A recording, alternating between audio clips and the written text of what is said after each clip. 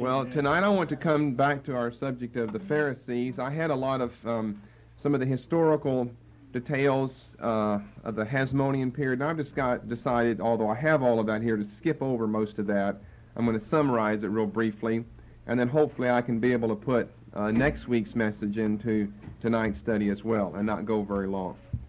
In the mid to late Hasmonean, I just don't think the statistics will do you any good. And we've covered it before we've covered the background that would supply the information we need for this study anyway. But in the mid to late Hasmonean period of Jewish independence, the fortunes of the Pharisees and the Sadducees fluctuate. It goes back and forth. Sometimes the Sadducees are the religious party in control, and sometimes the Pharisees are.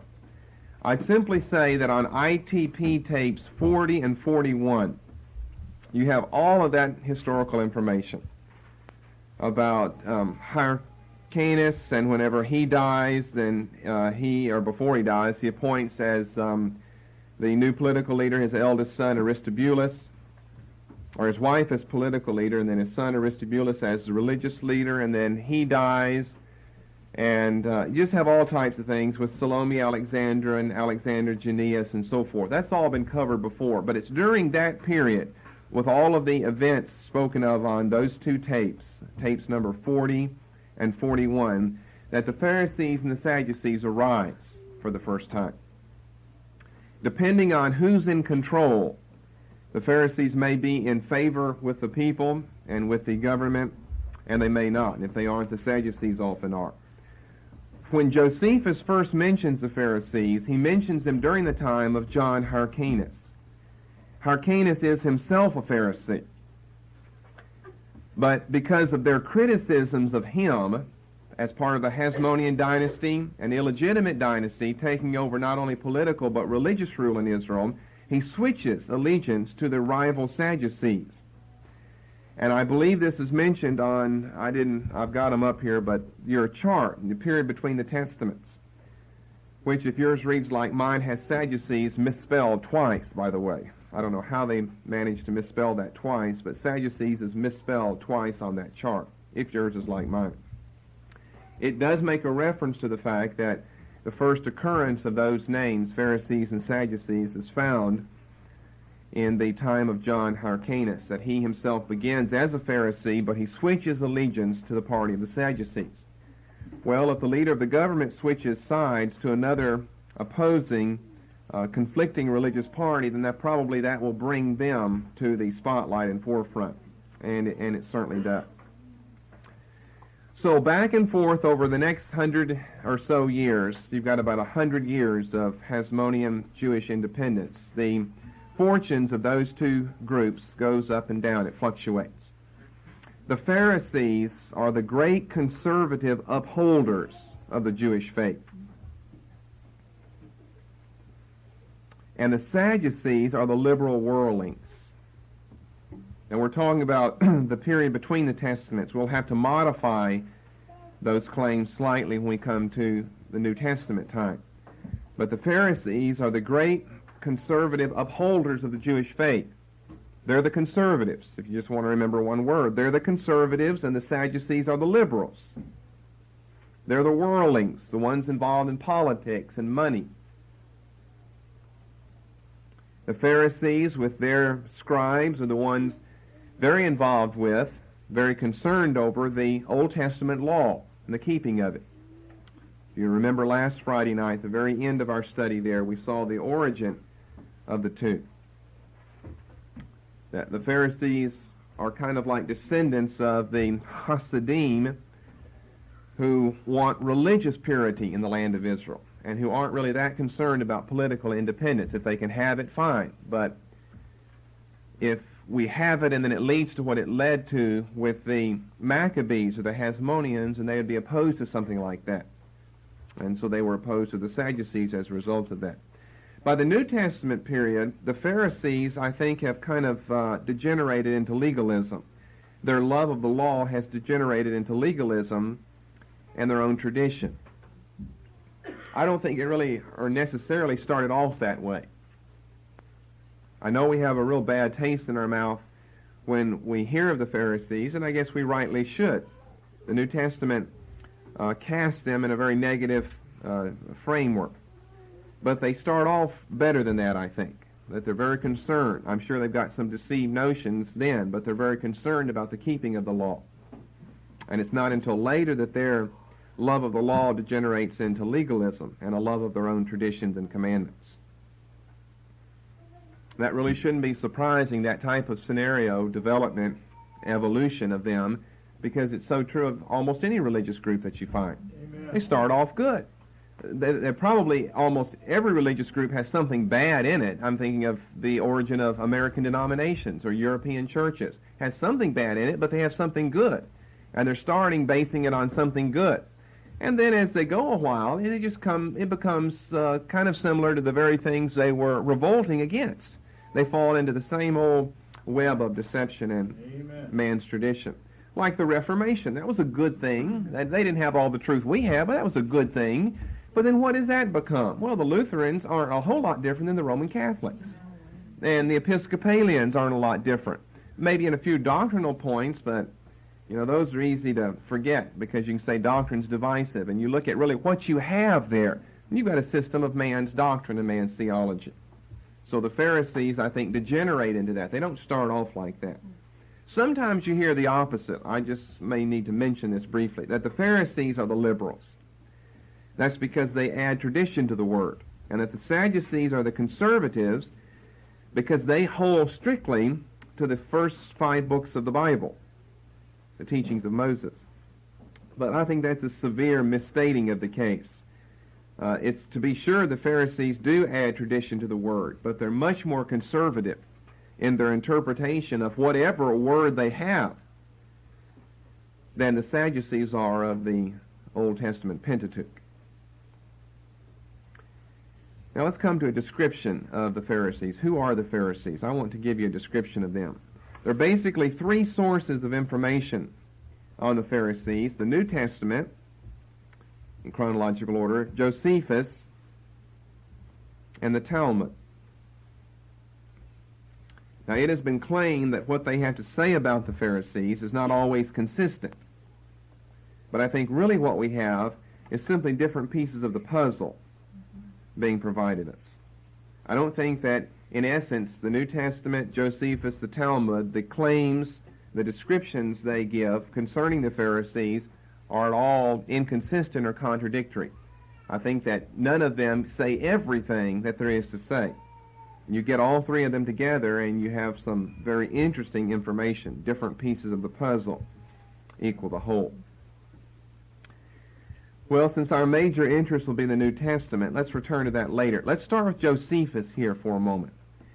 Josephus refers to the Pharisees about 42 times in 3 of his writings. He's somewhat of an authority on the subject because he had tried the Pharisaic party as a young man.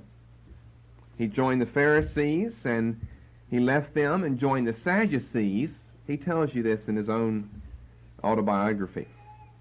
And he didn't like them and left them and joined the Essenes before he finally returned and settled down at the age of 19 with the Pharisees. Josephus is a very capable, although unsaved, but a very capable historian and religious figure. I mean, just in his teenage years, over a period of a couple of years, it didn't last very long, he wandered in the religious sects of Judaism, from the Pharisees to the Sadducees to the Essenes to the Pharisees, where at the age of 19 he stays. So Josephus was both a Pharisee and he's one born of priestly background. He is the one who gives us most of our technical information about the Pharisees and the Hasmoneans. The New Testament really has nothing to say about that. That's why we're studying something outside of that. The New Testament has nothing to say about the origin of the Pharisees. That's the whole point. You just close Malachi, open Matthew, and there they are. And they're not in the Old Testament. The New Testament, its purpose is not to try to explain these things, so it doesn't. Josephus does have that as a purpose. He's writing a history of the Jewish people. So he includes a rather lengthy history of the Hasmoneans, and in that you have a brief history of the origin and the rise of the Pharisees. It appears that according to his writings, by Herod's day, which is opening the New Testament, there were about 6,000 Pharisees. There are about 6,000 Pharisees.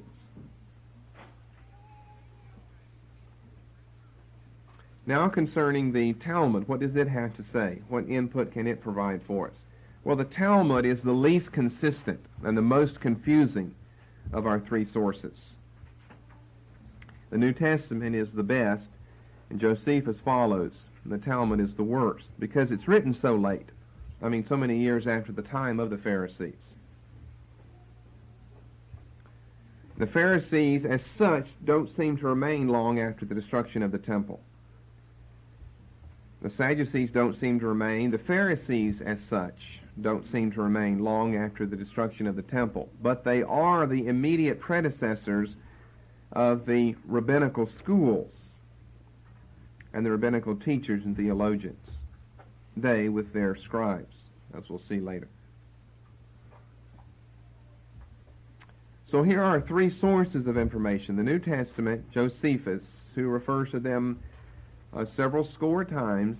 He's the one who gives us all of this background information that I have decided to skip over tonight, when they were up and when they were down and who was ruling at the time in Israel. You can get some of that on ITP tapes 40 and 41. The Talmud, secondly, which is the least consistent and most confusing of the three sources, it doesn't really have a lot to add that's not found already in Josephus or in the New Testament. What it does have to add is often not true. That's because they're writing several hundred years after the time of the Pharisees. They don't really survive that many years after AD 70, the fall of the temple. So their information or their outlook, their description of the Pharisees is somewhat inaccurate. But we would learn this from the Talmud, that the rabbinical schools are certainly extremely important in that day. You don't have Sadducees or Pharisees, but you do have rabbis. You do have them around. And they were, in the New Testament period, somehow related to the Pharisaic party, for the most part. Now, if we put all three of these sources of information together, the New Testament, Josephus, and Talmud, then we're going to have emerge from that about three interesting points. We're not going to get into that right yet. We'll do that here in a moment, one of them anyway. But that is probably how we will arrange the rest of our study of the Pharisees. Three basic, crucial points, characteristics that will emerge from these three sources in our study of them as to a description of the Pharisees, who they were and what they were like. But before I get into those 3 points of agreement, where the New Testament, Josephus, and Talmud do speak on the Pharisees and they do agree on them, let me start by giving you a general description of the Pharisees so that you'll have a rather broad picture to work with. And we'll defend this and fill in the details as we go along. But here is what you'll really need to remember, and this is the easiest way maybe to do it, and to begin with it this way so you have a broad understanding of who the Pharisees are and what they were like. All right, the Pharisees were a separatist, orthodox religious sect in Judaism, numbering about 6,000 members. We'll be speaking of them as they existed in the time of the New Testament. They were somewhat like a religious brotherhood or a fraternal organization, a closed community. I mean, in every sense of the word, they were a religious sect. Sect doesn't necessarily have to be a bad word. They're a fraternal, brotherly community. A closed one at that. Not just everyone could up and join their ranks. They had strict rules of admission that one would have to succeed in passing before they could enter. The rules of admission were preceded first by a probation period that lasted anywhere from a month to a year. Some of these characteristics are just ones that characterize some religious groups in general.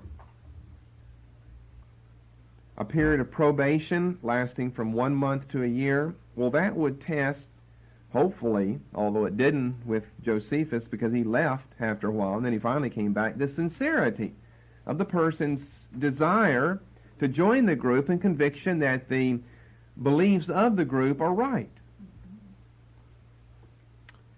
Some of your baptisms and your confirmations and things like this in some denominations have this type of overtone to them.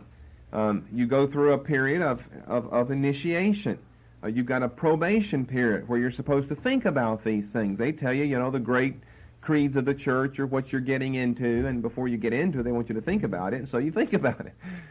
And we had that before we didn't have confirmation, but we had a period where you reached 12 or 13 or whatever, and it was always getting younger and younger to keep up with the Jones family, where you joined the church. I mean, officially, where you got your name on the church roll. As a child, you were in the pictorial directory of the church, but you weren't on the church roll, though, as an official member, paying member, a creedal member of the group.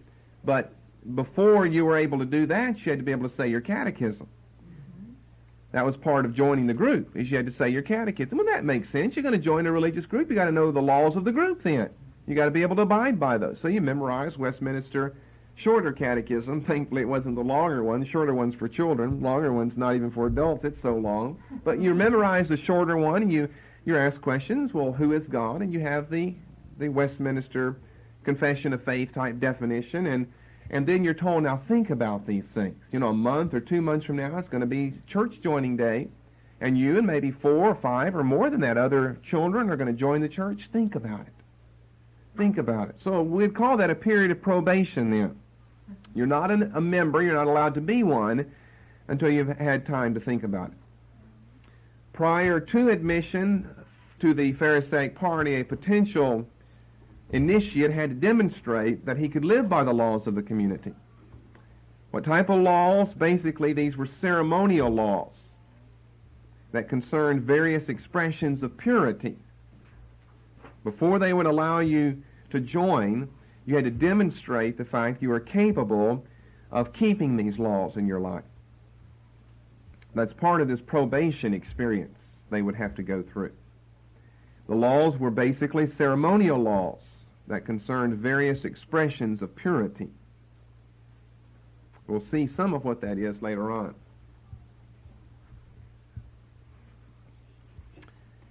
In their communities, now they didn't live in a commune, but they were a very close-knit type organization. They had their own leaders.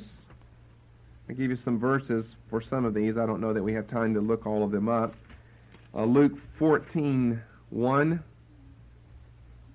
They had their own leaders. Listen to Luke 14:1. It came to pass as he went into the house of one of the chief Pharisees.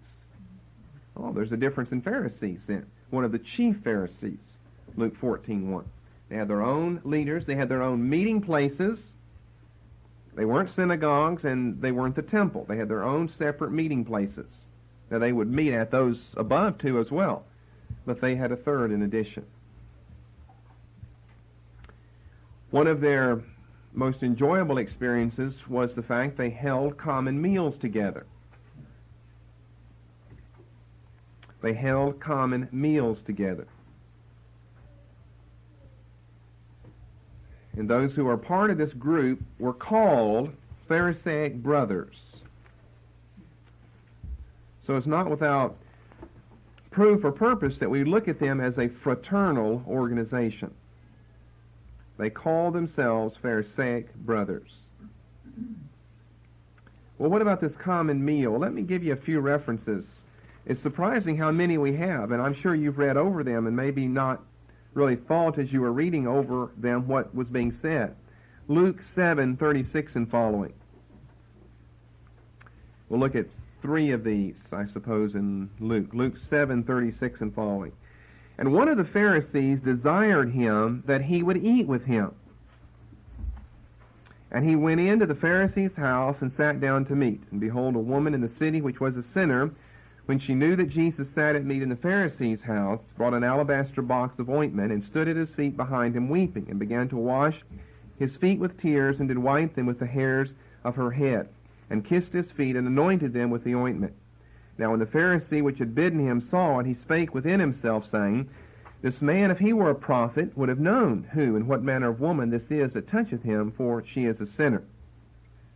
And Jesus answering said unto him, Simon, I have somewhat to say to thee. And he saith, Teacher, say on. Well, there was a certain creditor which had 2 debtors. The one owed him 500 pence, and the other 50.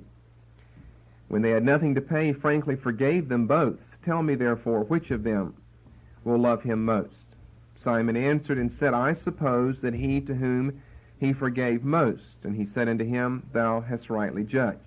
And then he goes on to draw the parallel and apply it to the situation with this woman. Well, the fact of the matter is, in verse 36, he's been invited to eat. Well, this isn't some private invitation that's been extended by this Pharisee to Jesus, so that it's Jesus and the Pharisee eating. How, people have asked when they read this passage, did a woman whom the Pharisee was knowledgeable enough to recognize later on anyway was a sinner ever gain entrance into his house? Well, the only way to explain that is there were so many people around. You've got servants that are serving. You've got many Pharisees, and that little group that have been invited to partake of the meal. Jesus has been invited to partake. Other Pharisees have been invited to partake. You've got servants, slave girls feeding all of them. And in the confusion of it all, a woman has slipped in off the street because she knew Jesus was there. And this woman was not invited because she was not a good woman, according to this Pharisee's understanding. And so Jesus took that as an opportunity to teach him and her and us a lesson. Chapter 11, verses 37 and following.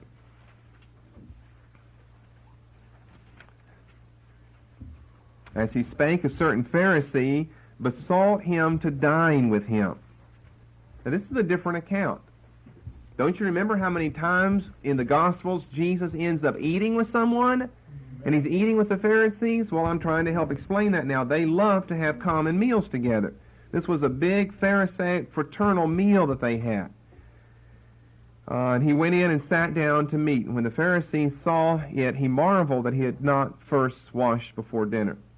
And then he goes on to give this charge against Pharisees, and he mentions lawyers or scribes. He mentions all of them. And you get down to verse 53, and as he said these things unto them, the scribes and the Pharisees began to urge him vehemently and to provoke him to speak of many things. There wasn't just one Pharisee. There was a whole group of them. They had their meals together, and they invited Jesus. And that verse I gave you to begin with, 14:1, Luke 14:1, he's also eating on a Sabbath day with the Pharisees, and he's eating at the house of the chief Pharisee. So all I've said here is that they had their own leader, or leaders. They had their own meeting places. They had their own special designated times for common meals together. Special concerns of theirs involved such things as laws pertaining to purity. We saw that in Luke 11. He didn't first wash before he ate. Laws concerning purity, Sabbath observance, certain types and formulas for prayers, as well as tithing. These are also many of the contexts in which they are found in the New Testament. What I'm giving you now is gleaned from the agreement of these 3 sources, the New Testament, the Talmud, and Josephus. Laws pertaining to purity, the Sabbath observance, formulas and types of prayers, and tithing. Sounds like I got those from looking at the New Testament. You get them from looking at all 3 of them. The New Testament happens to have the Pharisees located in these very contexts. They had their own more theological and doctrinal beliefs that we will see later. We won't get into that right yet. We will see later, and that's some of the things that separated them from the Sadducees, their theology and their doctrine. Now we're looking more at their Well, it is their doctrine, but it's their lifestyle. Laws of purity, Sabbath observance, prayers, and tithing.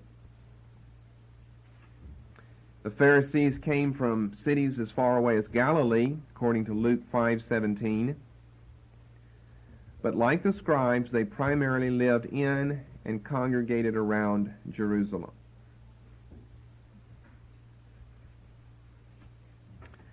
Based on a verse over in Matthew chapter 23, that's verse 15, it's sometimes questioned whether the Pharisees also lived out in the diaspora. Well, I think it's very doubtful that the Pharisees, being so orthodox, ultra-orthodox, ultra-conservative in their beliefs, would ever want to have anything to do, rather, with the defilement of Gentile dust. It's doubtful, I would say, that they lived outside of Palestine in the diaspora. They did, however, go there to proselytize, according to Matthew 23:15. Woe unto you, scribes and Pharisees, hypocrites, for ye compass sea and land to make one proselyte. And when he is made, ye make him twofold more the child of hell than yourself. I don't think they lived out there, but according to Scripture, they did go out there to evangelize or to proselytize. But of particular importance with the Pharisees, they believed in the halakha, the oral law, the tradition of their fathers, which had passed down to them from the teaching of their forefathers in the period between the Testaments. Remember last Friday night, that one of the causes for the uprising of these various religious sects in Judaism during this period is without the authoritative, inspired voice of the prophets telling you what to believe and pointing you in the right direction, you're kind of left on your own in interpreting the Old Testament. And when you go back to the Levitical laws, you have some very difficult, long, lengthy, complex laws. Different groups saw them different ways. Different groups put more significance or importance on those laws versus something else. The Pharisees certainly were of that order. So their forefathers in the period between the Testaments come along and kind of began interpreting. Now, here's what we believe. I mean, if someone asks you to interpret for me all of these laws, now, what does it mean, really? I mean, you can get an essence of it, but when to do it and how to do it and where to do it and what to do with the ashes afterwards. Well, sometimes the Old Testament law simply doesn't specify. And so their forefathers, though, were confronted with those issues, and they had to come up with some idea. They had to make a decision. So they would make a decision, pass a law, and it would become part of their traditional religious heritage. But the halakha, H-A-L-A-K-A-H, the halakha, the oral law, was very, very important. And here is where we see the scribes entering the picture. Basically speaking, the Pharisees were laymen without any formal training in scribal education. The scribes were the great leaders, remember. They were the educated. They were the theologians of their day. The Pharisees were their disciples. Now, that doesn't mean that some of the Pharisees might not have had formal scribal training. If they did, that makes them a scribe as well as a Pharisee. Probably the leaders in their midst. Luke 14:1, one of the chief Pharisees, Luke tells us, probably the leaders in their midst were scribes. There he's called a Pharisee. In another connection, he could probably just as easily be called a scribe, Luke 14:1. Because the scribes were the men who had the formal training and the ordination necessary to teach in the land. Maybe the best way to see it is like this. The scribes determined what the law was, and the Pharisees went out and lived it. And oh, did they strive to live it. So much so, Jesus said, you strain out a gnat and swallow a camel. What a picture of institutional religion. You strain out a gnat and swallow a camel. Well, that's good wisdom literature, a figure of speech there. Talking about straining out. Now, the KJV, it was a misprint years ago. We discussed that before. Straining at a gnat in Matthew 23. The at should be out. It was a misprint. They strain out a gnat. I mean, you know what a gnat is. You can hardly see it. They were so concerned about the things that they drank, they would strain them to catch any little bugs. Now, it's not as though, well, you'd say, well, I wouldn't want to eat gnats either. Well, it's not like you're eating gnats or you're going to the grocery store wanting to buy a package of them or something, but if you ate one, so what? I mean, it's not going to, but it would if you're a Pharisee. We might not want to eat gnats, but if you accidentally drank one down in your drink, which you probably have, it doesn't bother you. Not if you're a normal person. It doesn't bother you, just a little gnat, but for a Pharisee, a gnat. They went back to Leviticus, you see, and that little winged, legged creature, he's unclean. He's unclean. And so they just knew, well, that's going to damn my soul in hell because I ate a gnat. It was an gnat. And so they would strain, very minutely, all the drinks that they had to make sure they caught all these unclean creatures. God lists some unclean things back there, but they're things you can find without having to use a microscope, though. They're normal, regular-sized animals or creatures that you know whenever you see one. So he said, you strain out that, but you swallow a camel. You swallow so much false doctrine, you don't even know the things you're swallowing that are wrong. You strain out something that's harmless in itself, and you swallow that which is, impossible to swallow. That's the whole point of using the figure of speech of a camel. You couldn't, and we think of the humson, it would get stuck. That's the whole point. It was stuck in them. Couldn't go up, couldn't go down. It was just stuck. So the scribes made the law, the Pharisees went out and kept it. Of course, the scribes had to keep it also, but the scribes, I'm just trying to emphasize the point that they were the minds behind this form of Judaism. They were the thinkers behind it all. They were the originators of it. And the little old ignorant Pharisees were the ones who went out and did it. They did their bidding. They were the disciples of the scribes. So that's a good way to put it. The scribes determined what the law was, and the Pharisees went out and kept it to the utmost.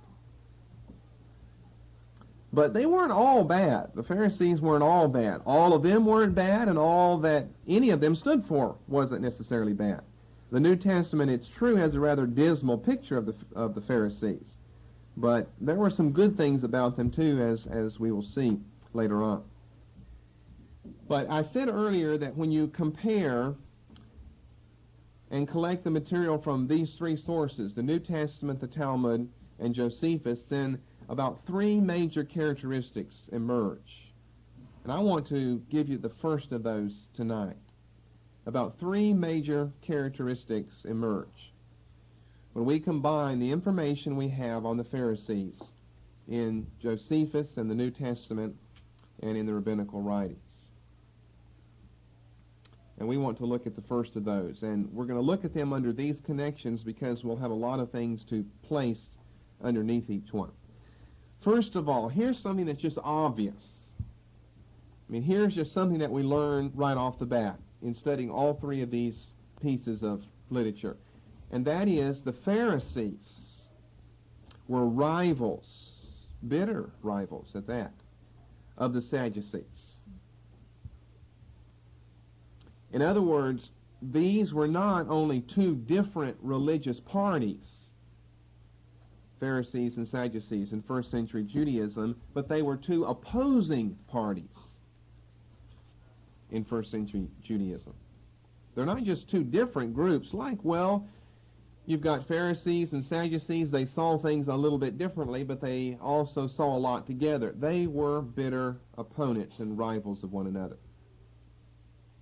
This is classically stated in the New Testament in Acts 23, verses 6 to 8. We'll turn to that passage later on.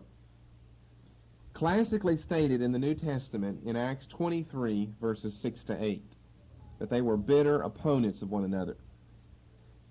But it's also found in other places, such as Matthew 22, verses 23 and 34. All right, let's look at some of this information concerning the rivalry between the Pharisees and the Sadducees. The Pharisees are the largest of the two groups. Because of that, and because of the fact they were the disciples of the scribes, the Pharisees are the religious group that held the greatest sway over the common people in Israel. Not the Sadducees. The Sadducees kind of looked down their noses at the common man. The common man turned his up at them.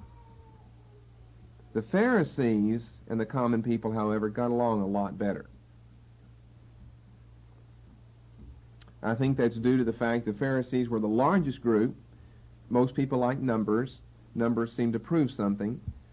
And because the Pharisees had the professional, ordained backing of the scribes. The Sadducees don't have that for the most part. Remember, the scribes are, by some people anyway, kind of venerated like Old Testament prophets because they spoke with years of tradition behind them. Hopefully that equals the authoritative revelation from God. It doesn't, but hopefully for the people, I say. On the other hand, the Sadducees had control of the Sanhedrin because they were the aristocratic group. We know that from their history at the end of our study last time. They sprang up surrounding the political dynasty in Israel, the Hasmoneans. So if your origin surrounds an important political dynasty, well, the political dynasty in your own land, the Hasmoneans among the Jews, well, that's going to give you a very important place in some sense of the term. Well, they were the aristocrats, highly bred and highly wealthy. Now, that's not true with the Pharisees. Anyone could join the Pharisees if you would go through the process and period of initiation. Not just anyone could become a Sadducee, though. You had to be born into that. That's the aristocratic group. The religious life of the nation of Israel was controlled by the Pharisees. Let me give you some examples of this that are very enlightening. That the religious life is controlled not by what we could call the most controlling group, the Sadducees. Think they're controlling the Sanhedrin. That's the highest body, political or religious, in Israel. And the Sadducees are the ones who control the Sanhedrin. Well, that doesn't mean they control the land or the people. Religious life among the people is controlled by the Pharisees and not the Sadducees. Even the last Jewish king, King Agrippa I, lived his life according to Pharisaic rules. That was to be in good standing among the people in Israel. As a matter of fact, the Pharisees were so influential with the people. Matthew 23:2 mentions their influential role. That the Sadducean high priests, and all high priests were Sadducees, had to perform the temple liturgy according to Pharisaic law, not Sadducean law, or the people otherwise would have revolted. Let me say that again. The Sadducees are the aristocrats. The high priests come from the aristocratic families. Remember, the chief priests of the New Testament are wealthy, influential, important, high-bred type families, and they, for the most part, are Sadducees. The high priest in Israel of this period is always a Sadducee. There's no such thing as a Pharisaic high priest. There's no such thing as a Pharisee who is high priest. There's no such thing as a high priest who is a Pharisee. They are always Sadducees. But to show you the extent of influence and control that the Pharisees manifested over the religious life of the people, the Sadducean high priest had to conduct the temple liturgy according to the laws of the Pharisees. Now, he didn't want to have to do that. When I say laws of the temple liturgy, you see, you could split hairs over, what direction the animal had to be facing whenever it came time to sacrifice, or how to slit his throat or how to drain the blood, or you could split hairs over a million things when it comes to sacrifice and liturgy and what you wear and the trumpets and just anything that you're doing there. You could split hairs over a million things. The Sadducees have their own procedure. They don't ever get to carry it out, though. When it comes to temple liturgy, they have to carry out the laws of the Pharisees. That would include things like the drawing of lots for the 2 goats. The Sadducees and Pharisees differed on how those lots should be drawn. But when it came to temple liturgy, although the high priest and the whole temple cultus was controlled by the Sadducees, the Pharisees won out because of the influence they had over the people. No one wants to be stoned to death by the people. Burning incense on the Day of Atonement. Now that's Luke 1 in Zechariah. That was the altar of incense he was going in there to be before. Burning incense. The libation of water at the Feast of Tabernacles. That's mentioned or alluded to over in John 7:37 to 39. Jesus stood that great day, the last day of the feast, and cried, saying, "If any man thirst, let him come unto me and drink. And out of his belly will flow rivers of living water." That's the Feast of Tabernacles, we're told earlier in John 7. So something about the libation of water characterizes the Jewish Feast of Tabernacles, and that's true. You can note the example I give in the days of Alexander on ITP tape number 41. I give you an example of the confusion over the correct procedure for the libation of water at the Feast of Tabernacles. The Pharisees have their way, the Sadducees have their way, and I gave you an example of some of the confusion and mob riot that results on ITP tape 41. The rite of the red heifer. Now, we've seen before that was something very rarely practiced in Israel. It's in the Old Testament law, but we don't ever see it practiced anywhere in the Old Testament.